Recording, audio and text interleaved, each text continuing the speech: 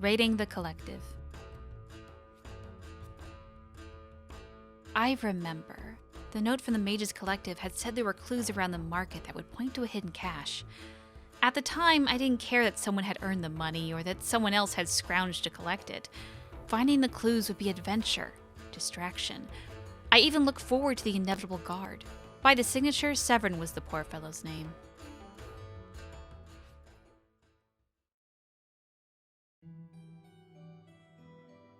The Orlesian game of Intrigue.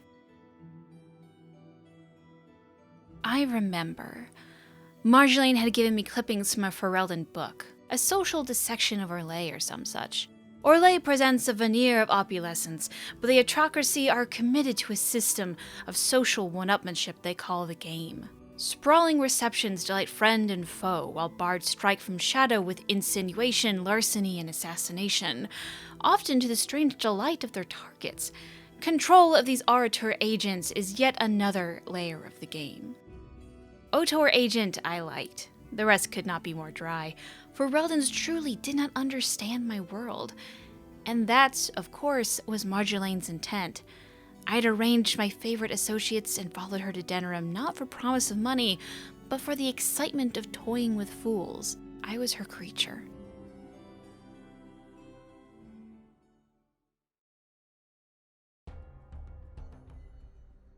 The Arl's Estate.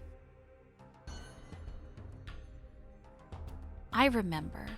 Like many of Marjolaine's little surprises, I was more excited than afraid. The Arl's Estate was the typical posturing of a fortress in peacetime. Its ramparts meant to appease nobility, not defend soldiers. It may have been fearsome long before, but at that moment it was just another prize I longed to humble for Marjolaine. I would come to learn that in the Arl's absence, the estate had been left in far more troubling hands.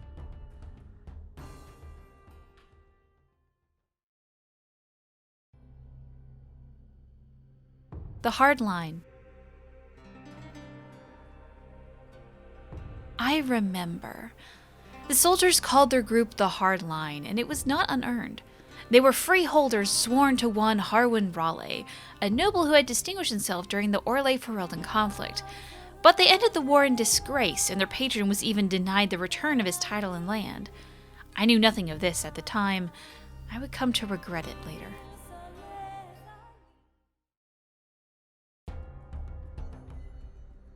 War Journal, revised. I remember. Had my younger self cared, I'd have seen that early in the War Journal the Hard Line were highly praised, but after their patron's land was lost, they were censured by King Merrick directly for brutal treatment of prisoners. Their patron being Harwen Raleigh, whose latest request to forcibly retrieve his territory had been denied. But they were distant problems, and not mine to worry about.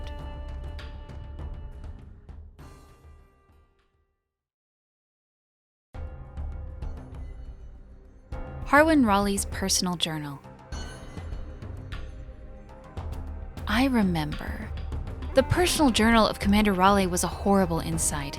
He boasted of cruelty far beyond the public accounting. He pined for an excuse to attack Raleigh, to take back his lost land. It was easy to imagine how clinging to such hatred would poison a man, but I could not know how the stranger's private war would collide with my love for Marjolaine.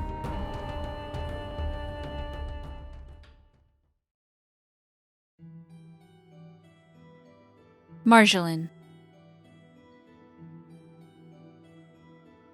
I remember.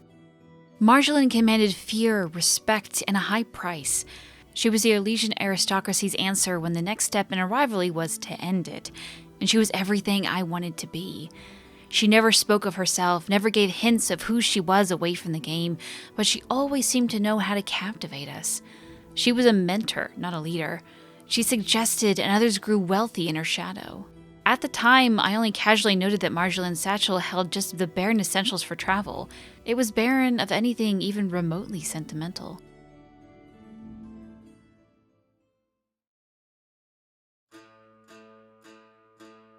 Sketch. I remember. I met Sketch in Valrio, but he had spent so much of his life hiding among immigrants and smugglers, he lacked the connection, resentment, and even accent of other city elves. His primary concerns were persecution as a mage, not an elf. He was not the bardic type, but I suppose the game was more forgiving than the Templars. I remember his books, not unexpected for a mage, but most were mere distraction, the thinnest pulp of history. The only proper mage tome was a volume of philosophy and ethics regarding the manipulation of summoned creatures, which he owned because it was large. He was slowly covering every page with little preoccupied scribbles, as though the text wasn't even there.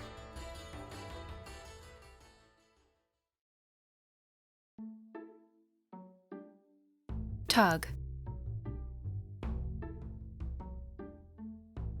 I remember.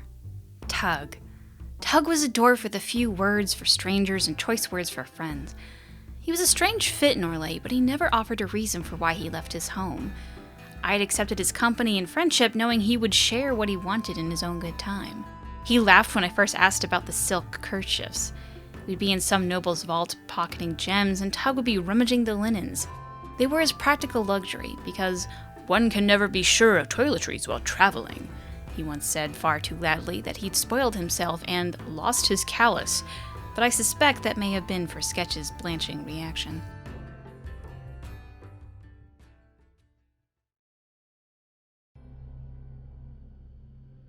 An introduction. I remember a statue of Andraste.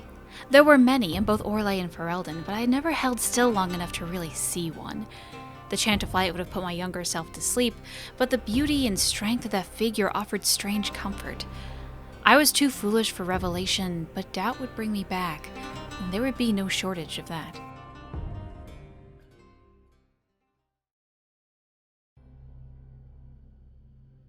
Silas. I remember. Silas Corthwaite was an odd one. He eagerly fell back into the role of a soldier. At the time, I assumed he wanted revenge. I would come to see that he was trying to be the example that Raleigh had spoiled. I'm not sure Silas even realized he was doing it. Eventually, I would feel a sad kinship. Marjolaine had offended my profession in a similar way. Silas had been stripped of everything, so he had nothing personal to show his nature. But there was something about the way he looked at the trappings of the chantry, especially the candles. He was a stranger there, like me, but as a Ferelden, he was not so far from home. It was important that everything be just right, not because he believed, but because someone believed. I found that charming.